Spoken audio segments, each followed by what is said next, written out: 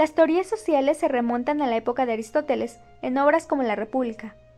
La investigación de la sociedad, así como su análisis, empezó a ponerse de manifiesto en la antigua Grecia, a través de filósofos como el anteriormente mencionado y Platón, entre Durante la otros. Edad Media, la cultura occidental, dominada por la escolástica, consideraba el hecho social como una realidad dependiente de la tesis providencialista, lo cual implicaba que la sociedad existente era resultado de que así lo quería la providencia.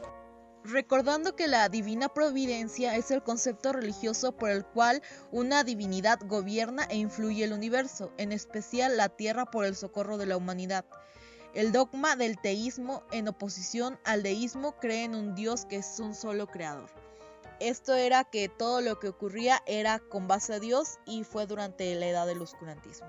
Posterior a la Edad Media siguió la época de las ciencias naturales, que comparaban a la sociedad con un ser vivo, ya que estaba compuesto por órganos y sistemas. El conde Claude Henry Saint-Simon, 1760-1825. Saint-Simon tenía un pensamiento socialista utópico, lo que quiere decir que creía en una sociedad perfecta, y era discípulo del enciclopedista D. Allen Bird, quien fue una de sus más grandes influencias. Planteaba que las relaciones sociales eran fenómenos fisiológicos y por consiguiente había de ser estudiado con una metodología científica empírica. La influencia de este pensador fue enorme. Sus ideas impulsaron al inicio del siglo XIX la necesidad de crear una ciencia del hombre que tuviera como objeto la búsqueda de las leyes que explicaban los hechos sociales. Un exalumno de Saint-Simon recogió en parte alguna de sus ideas. Fue el filósofo francés Auguste Comte, quien entre 1830 y 1842 elaboró una aproximación científica y uno de los esfuerzos por sistematizar el estudio de la vida social, de acuerdo con métodos que denominó física social, padre de la sociología. Aunque para algunos teóricos es Emile Durkheim el verdadero fundador de la sociología por haber sido el primero que separó la acción del análisis y marcó la especificidad del hecho social para diferenciarlo del hecho económico o político. Herbert Spencer distingue dos formas ideales de sociedad, la militar y la industrial. La primera se apoya en el estatus, en una situación de hecho por la cual cada uno de sus miembros se encuentra colocado en una posición determinada que debe aceptar, mientras que la segunda se trata de la voluntad libre de sus integrantes. Sociología proviene de una combinación de latín y griego. Logia significa estudio en un nivel elevado, y socio se refiere a sociedad. De ahí que etimológicamente sociología significa el estudio o análisis de la sociedad en un nivel amplio de generalización o abstracción.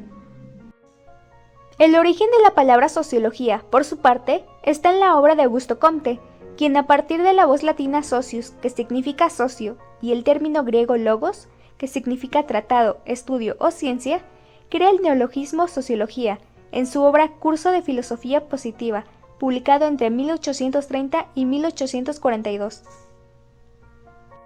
La sociología tiene como objeto de estudio el explicar y transformar las condiciones sociales contemporáneas mediante el estudio del comportamiento del ser humano cuando se relaciona, no como individuo aislado, ni como análisis filosófico.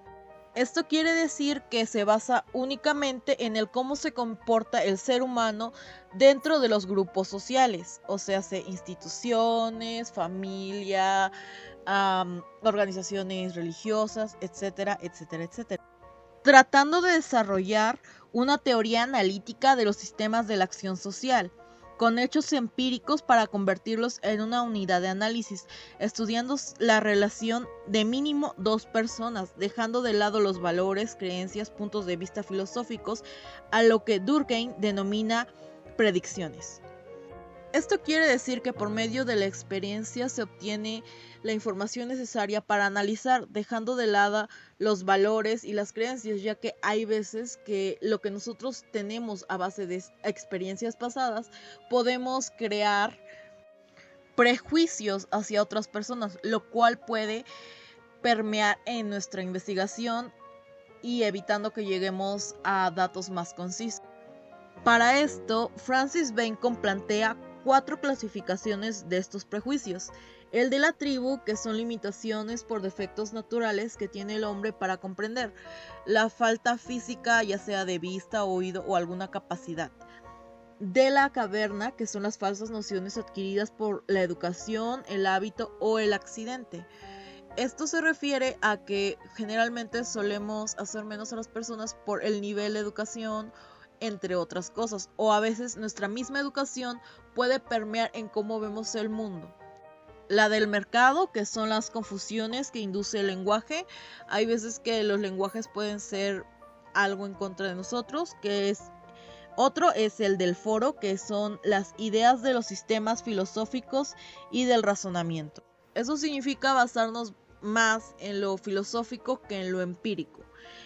Bueno, no es posible encontrar una persona en la sociedad sin conocimiento mínimo, a menos que sufra una enfermedad mental.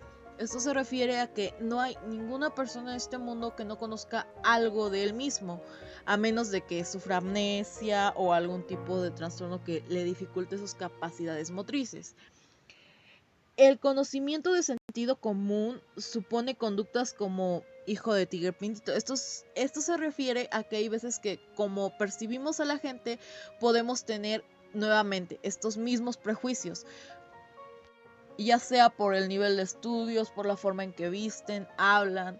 Debemos dejar de lado todo esto para comenzar el análisis. También se encuentran dentro de estos obstáculos el etnocentrismo, que es suponer por el grupo al que se pertenece.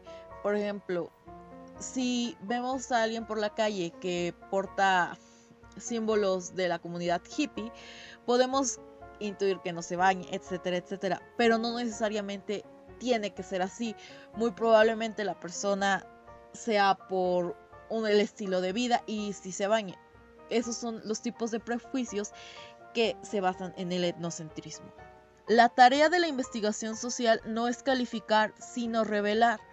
No argumentar a favor de alguna situación deseada, sino analizar las obras de la sociedad y los resultados que surgen de las diferentes maneras de hacer las cosas. Lograr la objetividad es un cometido difícil de conseguir, pero no imposible. La sociedad cambia y eso es lo que intenta estudiar la sociología. Conforme cambia la sociedad, la sociología se tiene que ir adaptando. La relación que existe entre la sociología, el periodismo y la comunicación nos sirve para poder comprender la forma en cómo se relaciona la gente con su entorno, para comprender sus ideales, de dónde provienen, por qué, obtener distintas perspectivas y el tipo de relación que podemos crear con cada grupo o individuo.